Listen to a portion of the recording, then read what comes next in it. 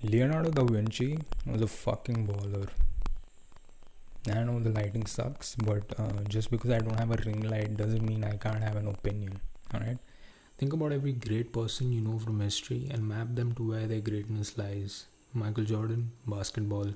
Albert Einstein, physics. My mother, this shit. Da Vinci, though, was great at a lot of things. He was an architect, engineer of all kinds, human body enthusiast, urbanist slash city planner, amateur physicist, sculptor, sculptor, musician who also made his own instruments, theatre set designer, and finally, artist. Yeah.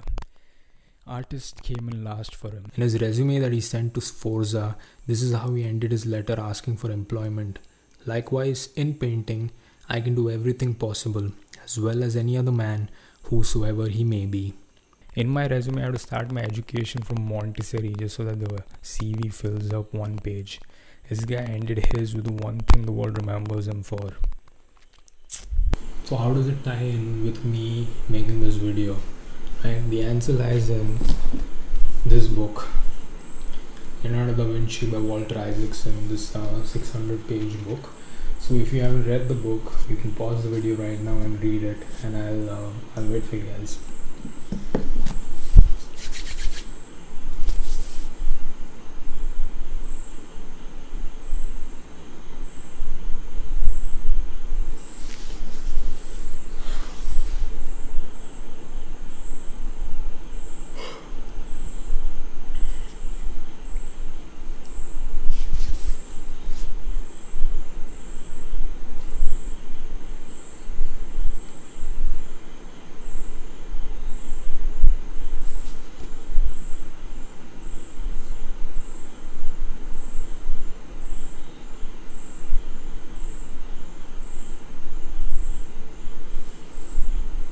No, seriously though, I'll summarize the whole book so that we both share the same context, right? Yeah. Leonardo da Vinci was born in Italy sometime in... Actually, let's switch that up. Boom, boom, bang, bang. That's Leonardo da Vinci's father, Sir Piero, a businessman working hard with Caterina, a country peasant, to make Leonardo. He never married Caterina, which makes Leonardo illegitimate. The reason why this is important is because of how businesses worked in Florence at the time. Since Leonardo was illegitimate, he wasn't allowed to be a part of the business legions and guilds his father was a part of. Kind of like Bollywood, they'd keep the business within the family, and since he was illegitimate, he couldn't have taken over his father's business affairs. Leonardo's father's Kirana store 0, World Art History and Culture 1. Since Leonardo couldn't take over the business, Sir Piero did not send Leonardo to the business school and instead was only sent to study the absolute basics of all subjects. Leonardo basically educated himself on his own.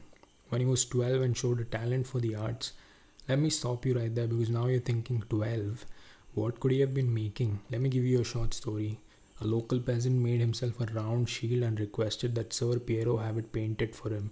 Leonardo, inspired by the story of Medusa, responded with a painting of a monster spitting fire that was so terrifying that his father bought a different shield to give to the peasant and sold Leonardo's to a Florentine art dealer, who in turn sold it to the Duke of Milan. That would be like if your painting from 6th grade hanging in Jeff Bezos' home right now. Once he turned 12, he was enrolled under an artist master, Verrocchio, who took him in, literally astonished by his talent. Leonardo would do his own shit, started off posing for his master, making pictures and sculpting. He became so good at painting, on one of his collaborations, his master decided to not touch the paintbrush again because Leonardo killed that shit. He stayed with Verrocchio till he was 24 and fully gay. At 30, he left for Milan, which would become another place of much importance to him. He did a lot of work throughout his lifetime, many considered to be the best paintings of all time. Pursuing his other interests, he made major discoveries in anatomy, civil engineering, optics, hydrodynamics, and much more, only because of his love for it. Which comes to the reason why I made the video. When you look at Leonardo's resume, it becomes kind of overwhelming to see all the work that he's done. But when you distribute it throughout his life, what becomes apparent is that Leonardo's genius really lied in pursuing his curiosities. And that was freeing for me. I've had brief romances with trying a lot of different things all my life. Tried karate, singing, stand up, and just because I kept switching, I sort of built a reputation for being too distracted. Just to compensate, I would then stick with activities even though I'd lost interest in them just to prove the reputation wrong. It felt wrong, but when everyone around you says they are right, you just kind of believe them, I guess. Leonardo gave me the permission to kind of switch off the guilt. Now I just want to try and learn different things without the weight of a commitment. Kind of like a fuckboy, but for like skills.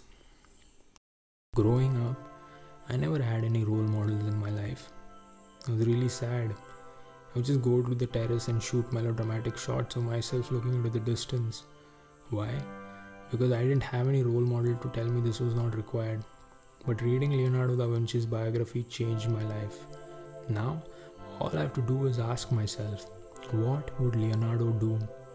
Whenever I used to have time before, I would jack off to porn. Not anymore. Ever since I have Leonardo in my life, I asked, what would Leonardo do? Now I jack off to gay porn. It's hard, but I'm getting there. I get it though. Just because it worked for Leonardo doesn't mean it works for me. But I'm fine with that. Is making YouTube videos for me? I don't know. Well, I'll find out.